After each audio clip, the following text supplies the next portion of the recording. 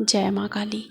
कई बार हमारे जीवन में ऐसी परिस्थितियाँ आती हैं जब हम पूरी तरह से टूट चुके होते हैं, हार चुके होते हैं।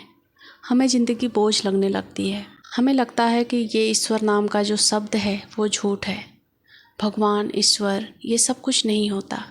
अगर ये होता तो हमें इतना तकलीफ़ क्यों होता। पर ऐसा नहीं है। ईश्वर है, साक्षात है। वो हर पल हमारे साथ है। उसकी एनर्जी हमारे पास है।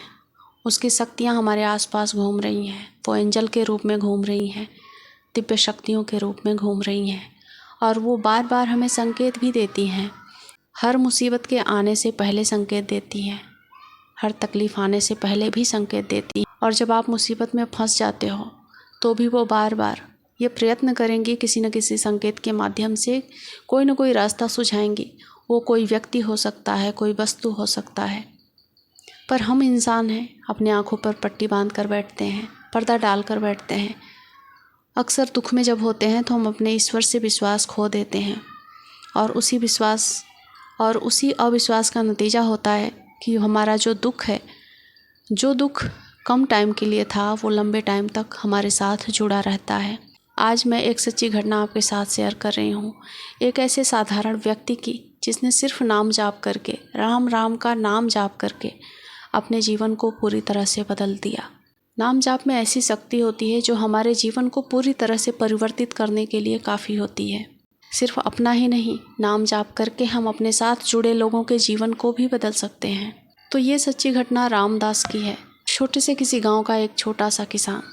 उसके जीवन में गरीबी, पैसों की कमी और पारिवारिक क्लेश। ऐसा लगता था कि उसका अस्थायी साथी बन चुका है, उसे छोड़ने का नाम ही नहीं ले रहा। वो लाख प्रयत्न करता अपने घर की स्थिति को सुधारने के लिए, पर कभी पैसे की कमी नहीं दूर होती, तो कभी पारिवारिक क्लेश नहीं दूर कर पाता, तो कभी बीमारियां जकड़ लेती। इन सब से वो इतना थक चुका था, इतना हार चुका था कि एक दिन उसने घर छोड़ने का फैसला किया। वो चुपचाप निकला और गांव से दूर एक मंदिर पर जाकर बैठ गया। ईश्वर की प्रतिमा को लगातार घूर रहा था। ऐसा लग रहा था कि जैसे ईश्वर की प्रतिमा से सारे सवालों के जवाब ढूंढ रहा हो, मांग रहा हो। उसका जीवन ऐसा क्यों है। काफ़ी समय तक रामदास वहीं पर बैठा रहा, मंदिर के चौखट पर ईश्वर को घूरते रहा। तभी वहाँ से एक साधु गुजरे। उनकी नज़र रामदास के ऊपर पड़ी। वो जाकर रामदास से पूछने की कोशिश करते हैं कि इतनी रात गए वो यहाँ पर क्या कर रहा है, क्या परेशानी है। पर रामदास चुप था, कुछ भी बता नहीं रहा था। एकदम शांति से बस ईश्वर की तरफ से उसके नज़र नहीं हट रहे थे। तभी उसके कानों में जोर जोर से राम राम की आवाज़ आई। वो साधु अब मुड़ चुके थे।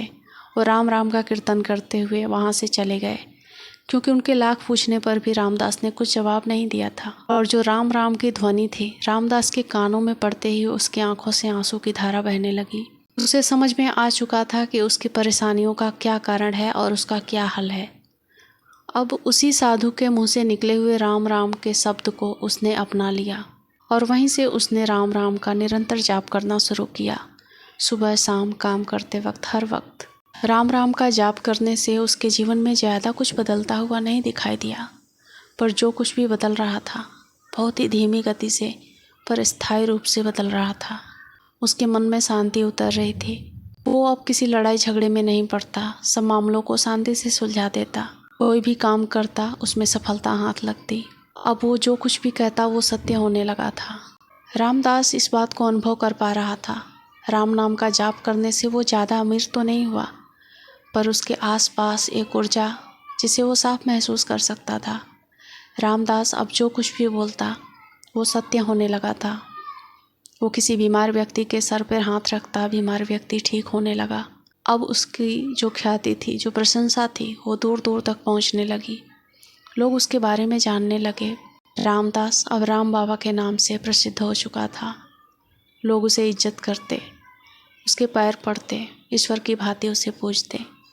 ये है राम नाम की शक्ति।